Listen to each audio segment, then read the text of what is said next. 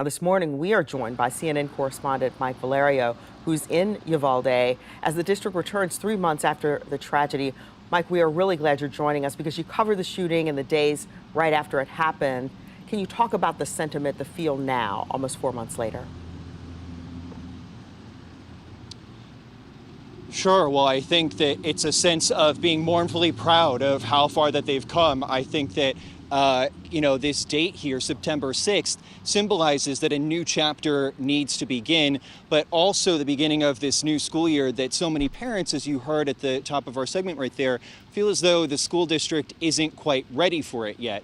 I think that one of the best marks that exemplifies just the feeling of how parents perceive the school district not being ready is looking at the private school system that borders Uvalde right here.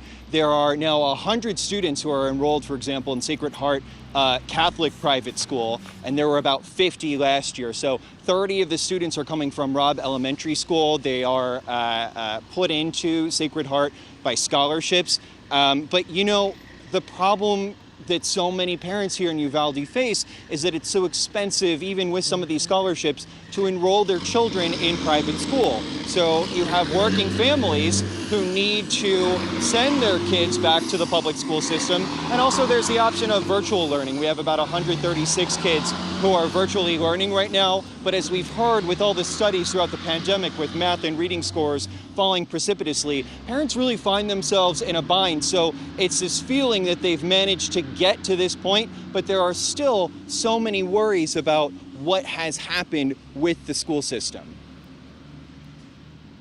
All right, Mike, thank you for that. As we see you put your earpiece back in, can you talk about the lessons that have been learned here? You talked about the students that went to public and now are going to private schools. What are some of the lessons for families and the school leaders there?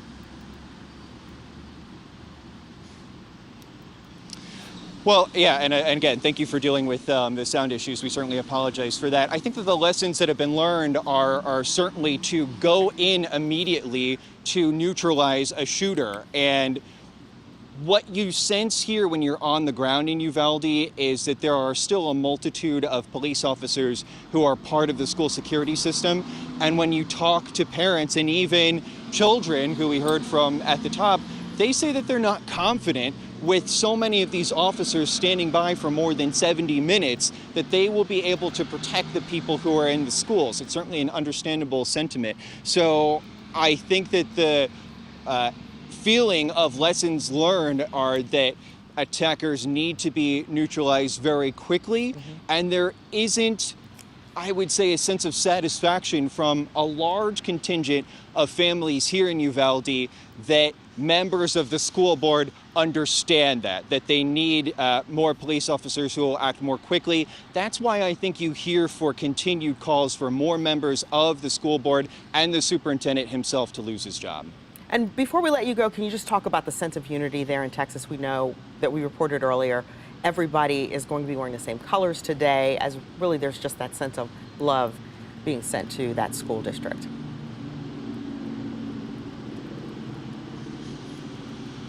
Yeah, I think that they just have a feeling that they need to move forward, and this is a date that there's certainly a lot of apprehension attached to, but there's just a feeling that they need to move on here. And if anything, it is for the children who are going back a way to memorialize the 19 friends, students who they lost, and the 2 teachers as well. All right. Thank you so much for joining us, Mike Valerio from CNN. We appreciate that.